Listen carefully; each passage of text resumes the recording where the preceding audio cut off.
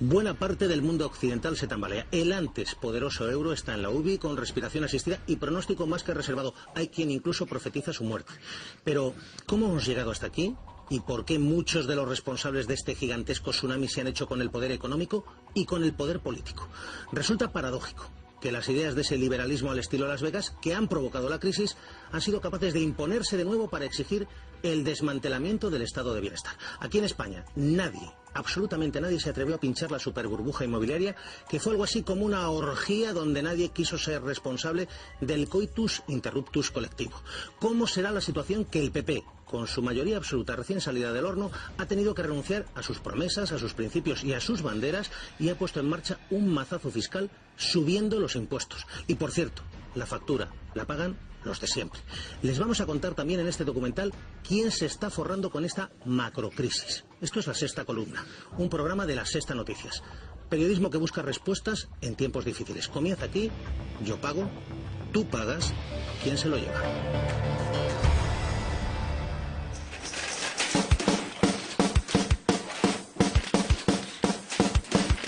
Desde 2008 ha cerrado 500.000 de comercios en España. La industria nacional es la que más ha retrocedido del mundo. Solo representa un 15% de nuestra riqueza. Hay casi 2 millones de viviendas que no se venden, aunque algunos cálculos elevan la cifra a más de 3 millones. El cierre del crédito ahoga el consumo, que vuelve a descender. Y hay más de 5 millones de parados. Visto así no lo parece, pero hubo una década en la que fuimos ricos. Lo más sorprendente es que terminó hace solo 5 años. Crisis fuerte, crisis dura, duradera, crisis. Fuerte crisis, dura crisis, duradera crisis. España va bien. La próxima legislatura lograremos el pleno empleo en España. Va bien. España es la economía que más ha crecido de los 8 grandes países industriales en estos 3 años. Hemos pegado un subidón en todos los parámetros que queramos ver. Somos más ricos que los italianos. Lo voy a repetir otra tercera vez, porque hay algunos que esto no lo acaban de entender. España va bien.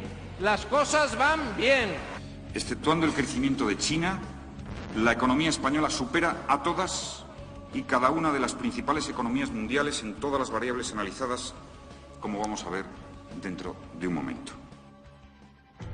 Vamos a verlos. 700.000 puestos de trabajo al año. El precio del suelo se multiplica por 10. Se crea 1 millón de pequeñas y medianas empresas. Y sacamos pecho por construir tantos pisos.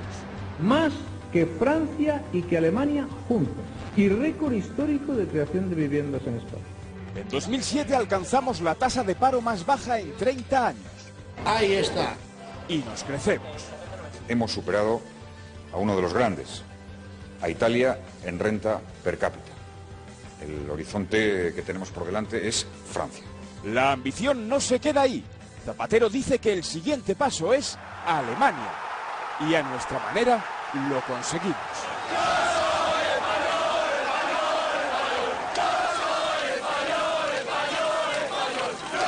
Pero ¿de dónde sale todo este prodigio? Una orgía crediticia. Un espejismo. Una sed de hacerse ricos. Le regalo el coche, las vacaciones. Evidentemente, esto se tradujo en un hiperendeudamiento. Tenías yeseros que ganaban 5.000 euros mensuales. 5.000 euros mensuales. Nuestro modelo de crecimiento se centraba en un sector dedicado a la especulación inmobiliaria. Estaba basado, más que nada, en puestos de trabajo que se habían creado eventualmente porque estaban ligados a la burbuja inmobiliaria y cuando ésta explotara se destruirían. La necedad fue la avaricia. Familias, empresas, bancos, gobiernos se vieron metidos en una vorágine. España va bien, los precios de los pisos nunca bajan. Estiramos mucho más el brazo de la manga y estiramos tanto el brazo que nos hemos quedado sin manga. Una orgía crediticia. Entonces no se le llama orgía, sino milagro, y se autoproclama un santo. En 1997, José María Aznar le dice al Wall Street Journal: yo soy el milagro. Estoy esperando, Señor, un milagro. Yo estoy confiado. Tenía razón, él, había liberalizado el suelo. Se cambió la ley del suelo para que cualquier trozo del país pudiera convertirse en objeto de especulación. Y comenzó la fiesta del Pladú. En 2002 llega un invitado sorpresa. Errada los créditos y permite algo que será clave: las hipotecas de 25 a 30 años. Premio. Cuando alargas la duración de la hipoteca, bajar la cuota mensual y entonces la accesibilidad a la compra de la vivienda se facilitó significativamente. Lo que origina la distorsión masiva en la economía española. Toda la actividad productiva del país se va escorando y concentrando en la construcción. ¿Y creen los ejecutivos bancarios que están haciendo una barbaridad? No, no se lo creen, porque ellos, como parte, la inmensa mayoría de la población española, cree que el precio de la vivienda no puede bajar. España se convierte en el país del mundo con más oficinas bancarias por habitante. Los bancos entran en una carrera por ver quién concede más hipotecas. Le garantizaremos una vida mejor, de ofertas y de precios. Las condiciones eran absolutamente competir unos con otros para no quedarse fuera. Yo creo que el Banco de España sí que tenía que haber dado toques de atención a las entidades financieras. Claro, si usted me pregunta por qué no lo hizo, le tengo que responder que no lo sé, porque a mí me consta que en el Banco de España trabaja gente muy buena, muy inteligente. Claro, es que pensando mal, alguien le dijo al Banco de España: no te metas en esto. Porque ha permitido que el sistema financiero español prestara dinero de una forma extraordinariamente imprudente. En esos años dirige el Banco de España este hombre. Es Jaime Caruana. En 2003 recibe este informe de sus técnicos. La vivienda podría tener un sobreprecio del 20%. La noticia aparece en todos los medios y se advierte de un duro ajuste debido a la burbuja. ¿Cuál es la respuesta? No, no lo creo. No creo que estemos ante una burbuja inmobiliaria. Estamos indudablemente ante una demanda muy fuerte. No hay burbuja inmobiliaria, primera idea. Segunda, se ha leído mal el informe del Banco de España. Los constructores se apresuran a decir que el Banco de España exagera, y el secretario de Estado de Hacienda de la época hace una reflexión para la historia. No hay burbuja. Mientras que el interior de una burbuja está hueco, la vivienda es cemento y ladrillos. El propio Caruana se une a los negacionistas y desmiente el informe de sus técnicos. En consecuencia, pues hoy no digamos nada y que el país crezca y la ciudadanía esté contenta, vote y las empresas ganen dinero. Punto. Nos decían que eso era la expresión de nuestra buena economía, del buen estado de las cosas. Eso es una responsabilidad histórica tremenda.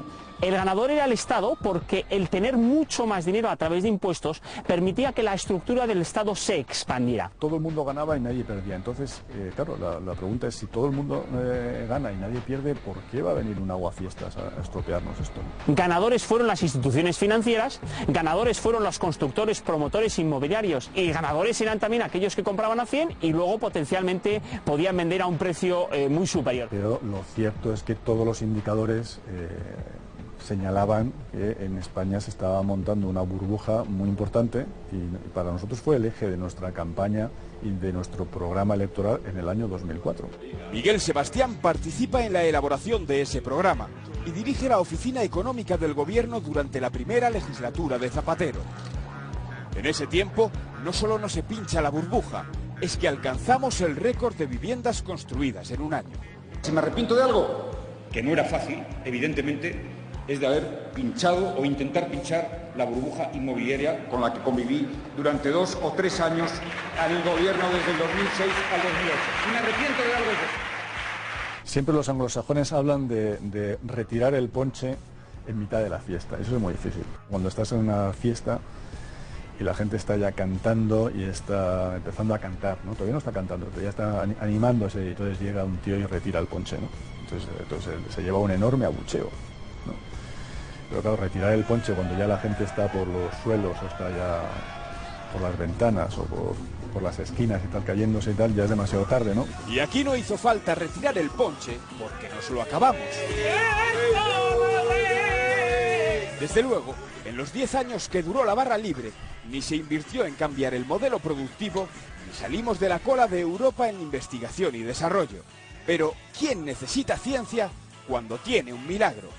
Este milagro. En 2007 crecemos al 3,6%, más que cualquier vecino. En 12 meses se ha construido 1 millón de viviendas y el empleo se dispara. Hay 20 millones de personas trabajando. Récord. Y sobre esta estructura, una regadera, la de la banca, que lleva 10 años prestando dinero barato y disparando el consumo.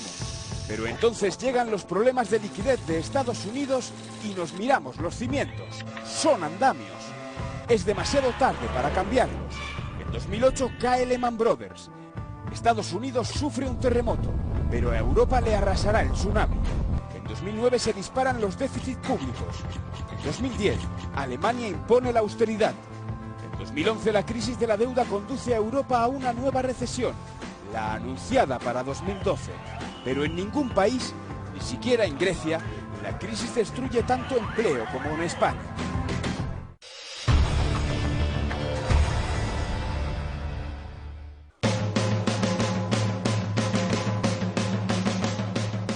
Una crisis originada por los de arriba que están pagando los de abajo. La gente de rentas altas buscará instrumentos para eludir o evadir la carga fiscal.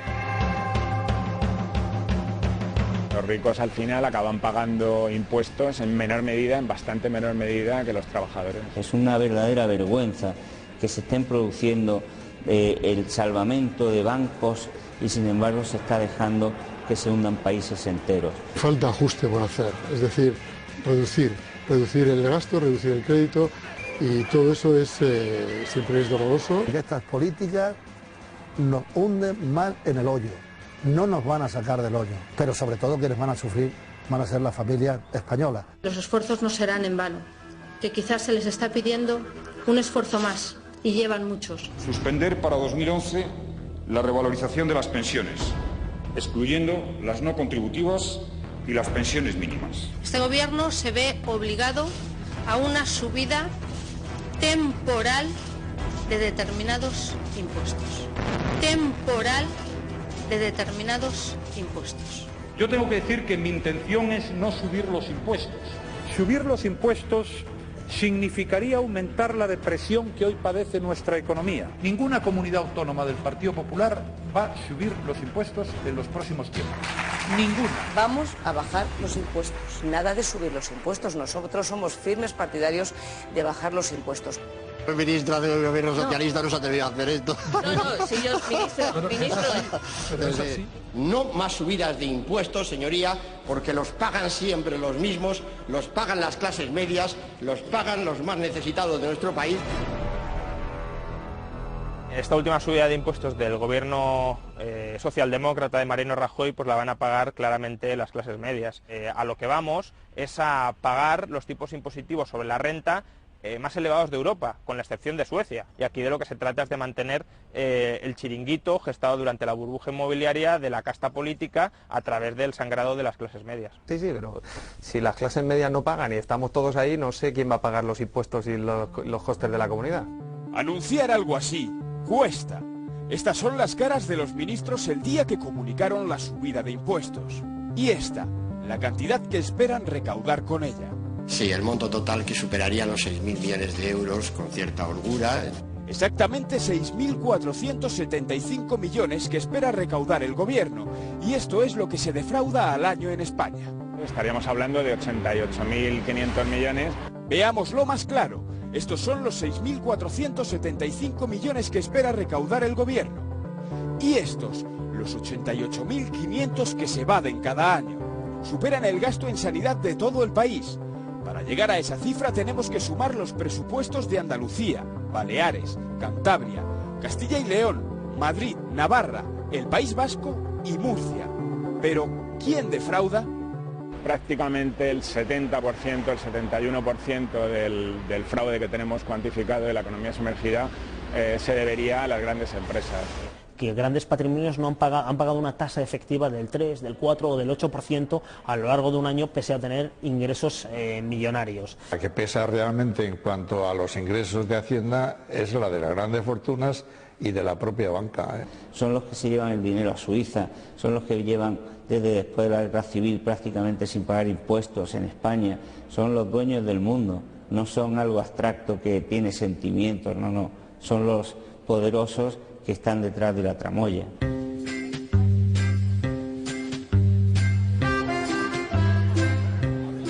Los grandes patrimonios no solamente son los que tienen más capacidad para camuflar sus ingresos, es que además son los menos perseguidos por Hacienda. Tan solo un 20% de los efectivos de la agencia tributaria se dedica a perseguir o a controlar de una manera estas grandes empresas, que es donde está la mayor parte del fraude.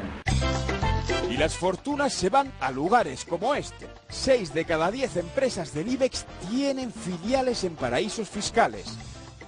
Encabeza la lista el Santander, con 33. Le siguen Repsol, Gas Natural, Inditex o el BBVA. No sabemos si las empresas utilizan estas sociedades para eludir impuestos, pero sí que si lo hicieran nos costaría mucho enterarnos, porque Belice, las Islas Caimán o las Antillas holandesas son lugares como poco opacos. Lo cierto es que durante el año 2010 se duplicaron las inversiones de empresas del IBEX en paraísos fiscales, al tiempo que había pues una caída importante, sufríamos un descalabro en la recaudación del impuesto de sociedades. Hay que hacer muchas cosas, pero creemos que ahora es un buen momento para hacerlas, porque los ciudadanos se están dando cuenta de que lo que no ingresan unos lo acabamos pagando vía aumento de impuestos todos los demás. España tiene un inspector de Hacienda por cada 1.600 contribuyentes. En Alemania y en el Reino Unido hay uno por cada 700. Consecuencia, defraudamos el doble. En España el fraude representa el 23% de nuestra economía, 10 puntos más que en el resto de la Unión Europea. Si recuperamos esos 10 puntos, que es algo posible, estaríamos recuperando 38.500 millones adicionales, 25.500 en impuestos y 13.000 millones en cuotas de la Seguridad Social. Casi 40.000 millones, exactamente la cifra del gran recorte social que se vaticina para marzo. Pero ¿cuál es la Champions de la especulación en España? En el cuarto puesto, el sándwich holandés. Una empresa opera en España pero depende de otra con sede en Holanda. Y Holanda tiene línea directa con el paraíso. Te permite llevarte los dividendos que se obtengan en España a Antillas vía Holanda. Y ahí es donde se van a repartir los dividendos sin tributación. A Montoro no le quedan ni las migas. La familia Ruiz Mateos ha admitido su afición por esta práctica. Es legal. En el tercer puesto, el doble irlandés. Y se trata de dos sociedades, una radicada en Irlanda y otra en un paraíso fiscal, como puede ser Isla Caimán, que tiene convenios con Irlanda. Y una le paga a la otra en concepto de derechos de autor. Ocurre que ese pago es prácticamente todo el beneficio de la primera empresa. ¿Eso qué significa? Que ese dinero no tributa. Google estaba pagando un 2,5% de impuestos finalmente como consecuencia de toda esta operación. Lo que supuso un ahorro de 3.000 millones de dólares. Es legal. Segundo puesto, el fraude de la trucha, también llamado el carrusel. Una empresa compra un camión en Alemania. Por las leyes comunitarias no paga IVA, pero cuando lo vende en España sí lo cobra. Repite la operación 50 veces. Ese es el carrusel. Son empresas que se constituyen para este tipo de operaciones y que, bueno, están funcionando temporalmente mientras están evadiendo este IVA que cobran y luego desaparecen. ¿Y dónde está la trucha? Es la última empresa que vende el camión. Se le llama así porque es a la que tiene que pescar Hacienda. Cuando vas a buscar la trucha, esa trucha ya no existe. La empresa que pide la devolución dice que no conoce nada, cosa que a veces es cierta, a la empresa de la trucha. Es ilegal. Y llegamos al número 1 de la lista, la SICAV. Una SICAV es una institución de inversión colectiva. Bueno, mejor dicho, debería ser una institución de inversión colectiva. Porque las SICAV acaban siendo el modo de evasión fiscal favorito de las grandes fortunas. Los beneficios, la plusvalía de estas inversiones van a tributar como tal sociedad de inversión al 1%. Mientras que si se hubiese invertido en una sociedad mercantil, en una sociedad anónima, comprando acciones y demás, pues tendría que pagar en principio un 35%. Pero las SICAV tienen un problema. Hacen falta 100 personas para constituir una. Y es ahí donde aparecen los mariachis. Sí, mariachis. Canta y no llores. Los mariachis tienen la función de acompañar al millonario para sumar 100. A veces son familiares suyos, otras, empleados del banco que le monta la SICAV. En ambos casos, contribuyen a que el millonario cumpla con el papel para el que le predestina la canción. Con dinero y sin dinero yo hago siempre lo que quiero. Y mi palabra es la ley. En algunos casos es que estos inversores no han llegado a no ser ni siquiera reales. Que me comprenda, pero sigo siendo el rey. Amancio Ortega tiene SICAF, las hermanas Koplovich tienen SICAF. La lista es más amplia porque las SICAF son legales. Y que ningún gobierno, ni de derecha ni de izquierda, se ha atrevido a reformar ese tema.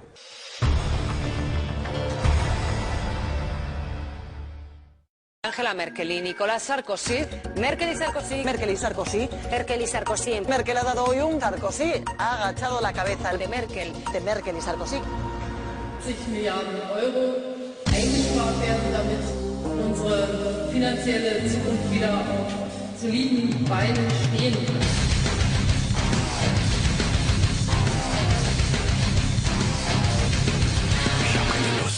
Estamos haciendo lo contrario de lo que deberíamos hacer si tenemos en cuenta que nuestra prioridad debe ser la de combatir el desempleo. El problema es que en estos momentos las prioridades en España no las marca el gobierno español, sino que las marca Angela Merkel. La señora Merkel es la consejera delegada de Deutsche Bank, no es la canciller o una líder europea, porque vela por los intereses de los bancos alemanes, que son los intereses, es verdad, de los ahorradores alemanes. ¿Es una posición de una líder europea? No, tiene el mismo liderazgo en Europa que el de un pigmeo. Como economista esto me parece patético. Es decir, yo no tengo fe en las instituciones europeas. Han tardado muchísimo y lo han hecho muy mal. El año pasado se celebraron 11 cumbres al máximo nivel en la Unión Europea. Y en todas se dijo: acaba de comenzar en Bruselas la cumbre más decisiva. La situación es crítica. Todo el mundo nos está mirando. Cumbre europea en Bruselas. No habrá una segunda oportunidad. El mundo está mirando a Europa y Alemania. Importantísima cumbre europea. Dar marcha atrás en esta estrategia sería imperdonable. Los líderes de la Unión Europea están reunidos en Bruselas. Y otra vez estamos ante la cumbre en la que se juega el futuro del euro. Y estos fueron los grandes objetivos del año. Grecia. En junio asistimos a la última oportunidad para desbloquear su segundo plan de rescate. Todavía no se ha hecho. A partir de agosto llega la crisis de la deuda. España e Italia entran en barrera. Hace falta una respuesta ágil para cortar la sangría. 5 meses después, los únicos que han cambiado han sido los gobiernos.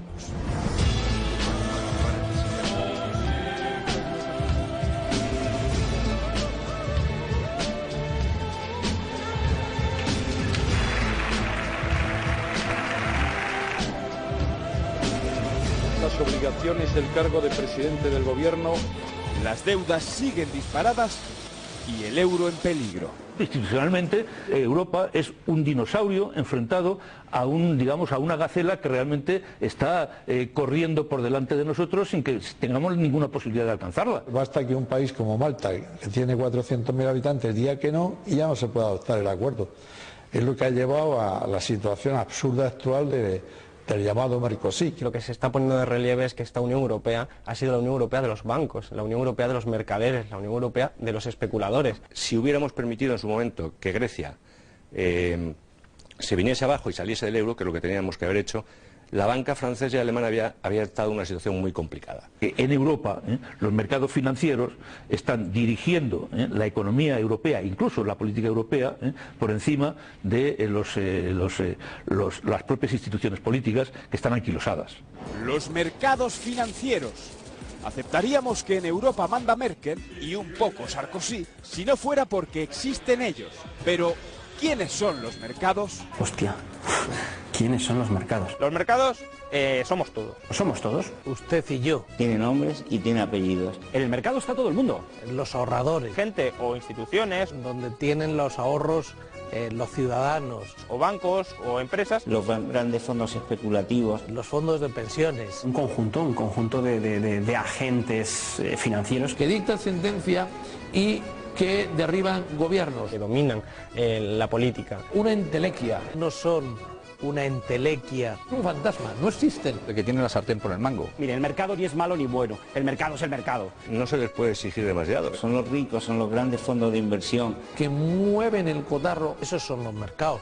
Es cierto que todos podemos ser los mercados, comprar y vender deuda de países, pero unos pueden más que otros. Son esa docena de personas que, según el Wall Street Journal, manejan los mercados de los derivados en Manhattan. Que decide a quién presta o no presta su dinero. Si tú no reúnes las condiciones que yo quiero, no te doy dinero. Entonces, si quieres mi dinero, acepta mis condiciones. Estos son los capos del mercado compareciendo ante el Congreso de Estados Unidos por su papel en el estallido de la crisis. Son George Soros, quebró el Banco de Inglaterra en 1992.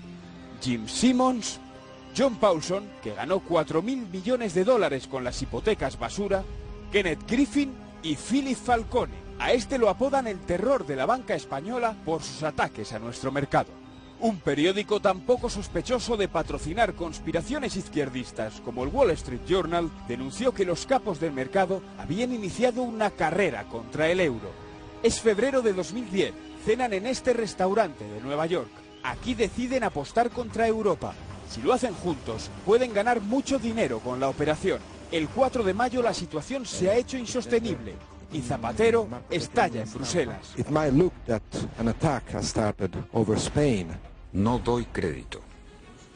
Es una absoluta locura. No podemos estar todo el día haciendo caso a las especulaciones, a los pronósticos, a las hipótesis, a lo que puede pasar, que hace olvidar cuáles son los datos reales.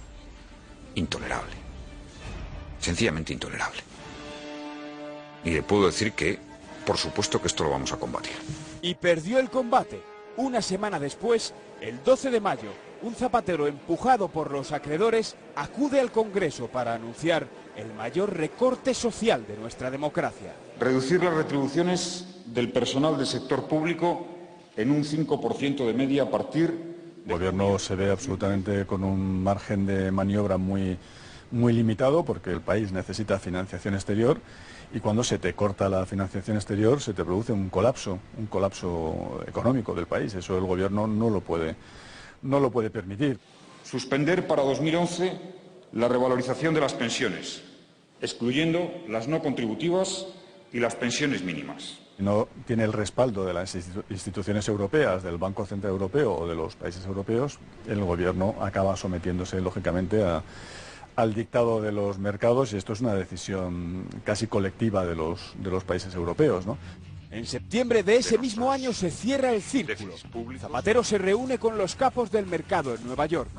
Intenta convencerles de que después del ajuste, el euro es fuerte. Pero claro, la consecuencia de esos ajustes ha sido ralentizar el crecimiento y los mercados no se han quedado contentos, ¿no? Se han cambiado los gobiernos en Italia, en Grecia, en Portugal. Es una ignominia, porque lo que está pasando en Europa es una quiebra radical y tremenda de la democracia. Se han producido golpes de Estado contra democracias en Europa. Si realmente gobiernan los fondos de inversión y los bancos y sobre todo los gestores que gestionan ese dinero en los fondos de inversión y que no les votamos y que pueden decidir atacar a un país o a imponer determinadas condiciones, pues entonces no estamos viviendo una democracia, estamos viviendo una dictadura financiera. Es una sensación a veces de impotencia, desde luego, y muchas veces de desesperación, ¿no? Porque tú ves que la situación se va deteriorando y nadie de los que pueden tomar decisiones, sobre todo a nivel internacional, tanto en dimensión europea como en dimensión global, decide tomar decisiones porque no a todo el mundo le afecta la crisis por igual, ¿no?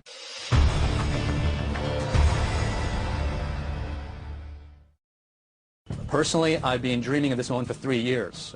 I had a confession which is I go to bed every night, I dream of another recession. I dream of another moment like this. Es Alessio Rastani, el analista al que entrevistó la BBC en septiembre y cuyas declaraciones recorrieron el mundo en minutos. The governments don't rule the world. Goldman Sachs rules the world. Pero eso es un disparate de declaración. O sea que no solo es un loco y es un inmoral. Eso fue lo más bonito que se le dijo. Después, su figura perdió la credibilidad. Donde se había visto al nuevo gurú económico, empezó a verse a un broker mediático. Pero el mundo entero había creído a Rastani cuando dijo que podía forrarse con una nueva recesión. ¿Por qué? Las crisis son oportunidades de negocio, es decir, siempre hay grandes beneficiados cuando hay crisis económicas, ¿no? Los mercados cuando bajan rápido, en tiempo y en puntos, y por lo tanto es muy rentable, mucho más rápido y se gana dinero mucho más fácil. ¿Pero cómo se hace eso? Ahí va la primera idea fundamental. Crear miedo. Un miedo superior al que se derivaba simplemente de los datos del mercado. Que el miedo, que el pánico vaya incrementándose. Lógicamente, no se crea el mismo miedo cuando uno es Eduardo Bolinches, José Luis Cava o cualquiera de los otros millones de pequeños inversores de bolsa que cuando se es uno de los grandes. Día de pánico. El pánico. El pánico. Los inversores tienen miedo. Tienen miedo. El miedo a una nueva crisis financiera internacional. Caso práctico. Grecia.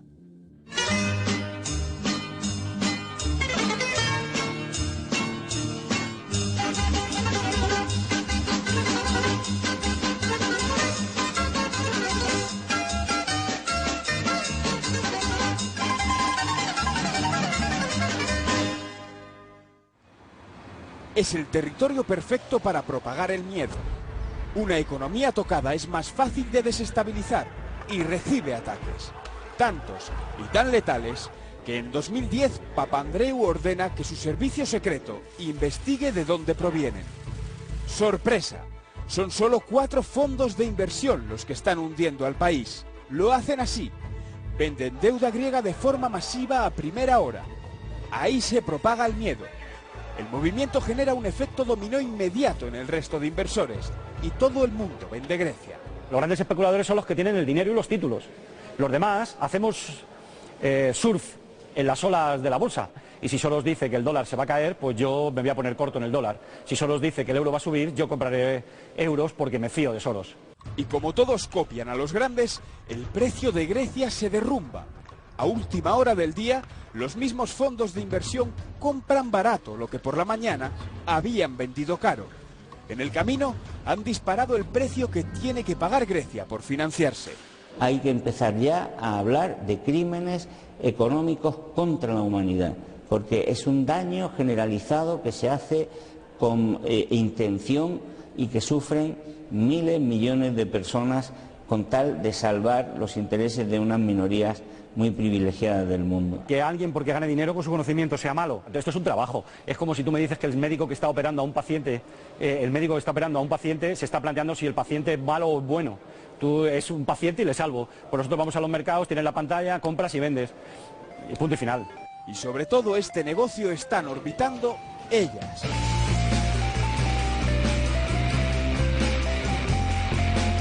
Las agencias de calificación Moody's y Standard & Poor's no han querido hablar para este reportaje, pese a que hemos insistido. Fitch sí lo ha hecho. Este congreso de la agencia es el más determinante del año para las deudas europeas. Días en Madrid. Aquí se trazaron las líneas de la calificación de 2012. Y es una opinión de Fitch, no es una auditoría ni nada, es lo que nosotros pensamos, vemos. Si después de ahí se lleva a otro nivel, pues eso no es parte de lo que es una calificación. Eso siempre se lleva a otro nivel. Y sí, es parte de las agencias. El 53% de Moody's pertenece a los grandes fondos de inversión. El 39% de Standard & Poor's también. Y el 60% de Fitch es propiedad de esos fondos, los que se han anticipado a sus decisiones, los que saben cuándo es buen momento para atacar las deudas de los países, los que han podido ganar dinero con la crisis. ¿Quién es Moody's? ¿Quién es Standard & Poor's Rating? ¿Quién es Fitch? Y en este caso son jueces y parte. Estamos hablando de una enorme trampa, elemental. Soy capaz de anticiparme a una bajada, antes de que se haga pública, a una bajada de rating de un gobierno, por poner un ejemplo, o de una entidad financiera. No somos los malos, hay muchas entidades, bueno, hay muchas cosas que se han venido junto al mismo tiempo, pero en principio no creo que somos juez y parte. Hay unos intereses claros.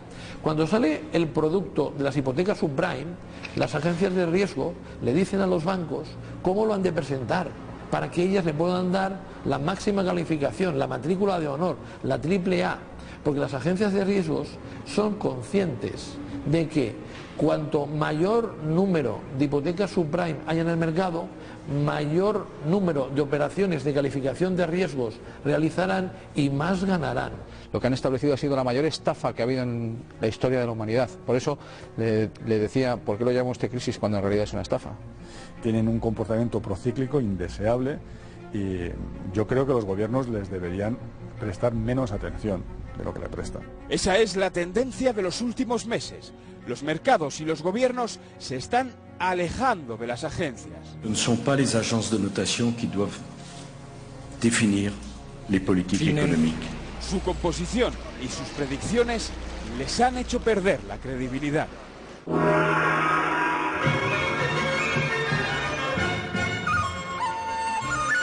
China es el otro ganador de la crisis.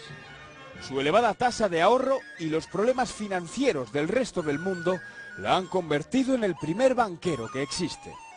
El 15% de la deuda de Estados Unidos está en sus manos, además de, al menos, 500.000 millones de dólares invertidos en las deudas europeas. Y eso es, sobre todo, un trampolín para su capacidad de negociación. Además, la contracción y la falta de decisiones en Occidente le están poniendo muy fácil el crecimiento. Si China crea en el 2010 20 millones de empleos, esos 20 millones de empleos en fábricas chinas están viniendo en buena medida del desempleo de los países occidentales. Los chinos lo están haciendo maravillosamente bien para sus intereses. El problema es que ni Occidente ni Europa están sabiendo reaccionar a la situación de China. No están sabiendo reaccionar a la desindustrialización provocada por China, ni están sabiendo reaccionar a la situación financiera de escasez de recursos financieros que está provocando la acumulación de reservas por parte de China.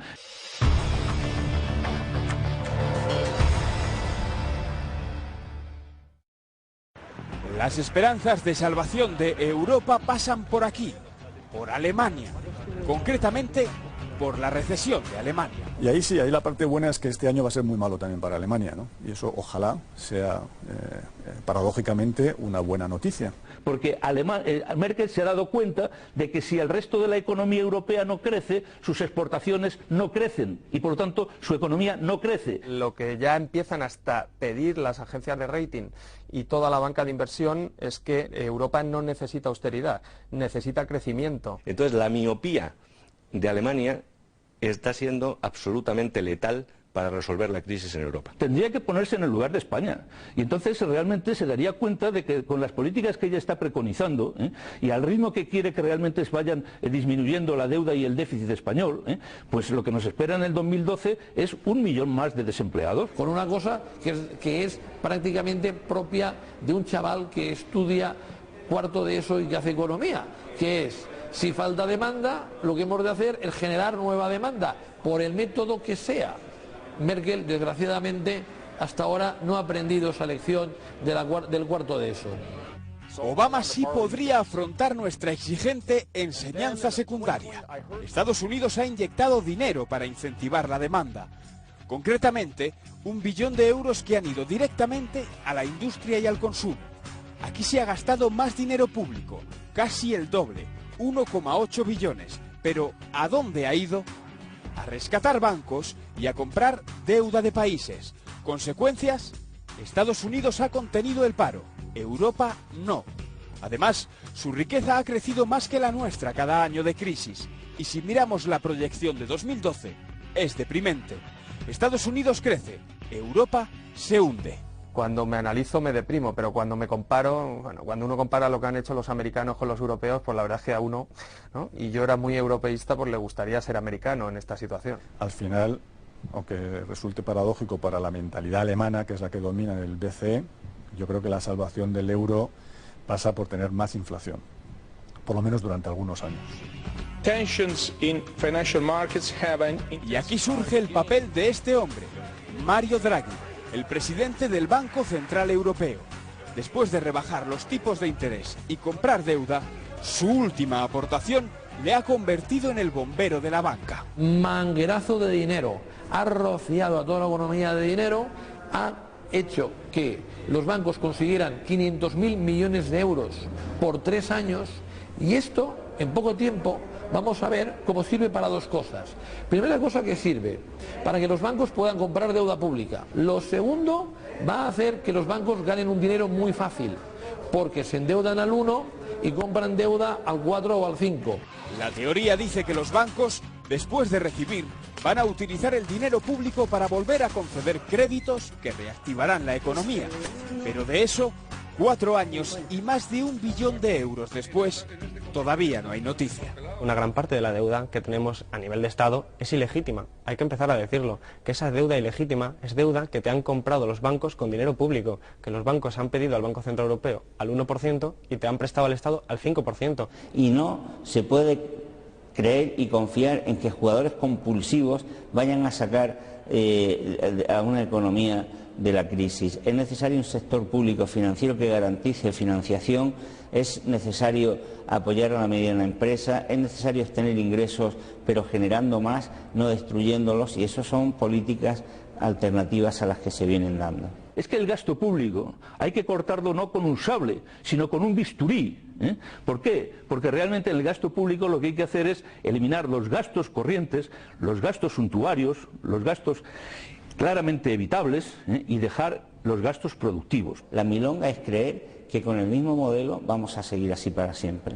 O sea, si Angela Merkel tiene un plan B en el que va a llevar a cabo en el segundo trimestre del año una política fiscal expansiva y una política monetaria expansiva, y se une también con ellos Bernanke y se une el Banco Central de China, señores, salimos de la crisis.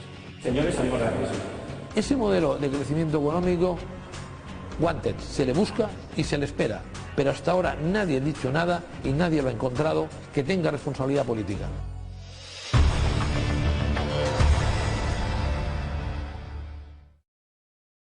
...2012 empieza con una buena noticia. El FMI, la OCDE, el Banco de España, la Federación de Cajas de Ahorros, los liberales, los socialdemócratas, las agencias de calificación, la Unión Europea y Estados Unidos están, por fin, de acuerdo en algo. La mala noticia es ese algo. 2012 será, para Europa, el peor año de la crisis.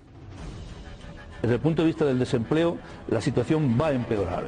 Yo calculo que habrá entre 500.000 y 1 millón de desempleados más en España. Un 2012 que los primeros 6 meses serán dramáticos. Titularía 2012 como el año que vivimos peligrosamente.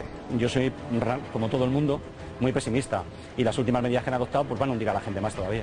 En 2012 el titular que yo daría sería aguante la respiración. El año feo en el que la inmensa mayoría pagó los errores egoístas de una inmensa minoría. La situación se va a ir deteriorando, va a ir pillando a sectores que hasta ahora no los ha pillado, como los funcionarios, como las personas que podríamos decir están en las clases medias, que van a verse afectados por primera vez a lo largo de esta crisis, y por lo tanto va a ser una frustración creciente. Esta inercia que arrastramos del 2011 se trasladará al 2012. Bueno, a protegerse, a poner maderas en las ventanas y a pasar, no pasa nada, hay vida después del huracán. La economía maravillosa, la economía del cuento de hadas de la década pasada, del periodo 2001-2007, no volverá. Si es que tenemos un sentimiento tan depresivo todos, estamos tan mal, somos tan pesimistas, que ya está descontado en el precio ampliamente. Vamos, en economía el apocalipsis no existe. Cuando oyes las trompetas estás llegando a la muralla de Jericó, no se acaba el mundo, ni vamos a sobrevivir. Arriba, movimiento lateral. No significa automáticamente que vaya a subir, lo que significa es que no va a caer. Al final del 2012 estaremos viendo posiciones muchísimo más favorables para el conjunto de los ciudadanos. Yo creo que hay que tener una esperanza. Creo que la etapa del capitalismo financiero, que ha provocado que en los últimos años del siglo XX y los primeros del siglo XXI fuera la etapa de las burbujas, está a punto de finalizar. Esto no es una crisis cíclica, como se quiere ver en algunos analistas económicos, sino un cambio de era. Y por lo tanto, hay que adaptar las instituciones y hay que adaptar la economía a la nueva situación.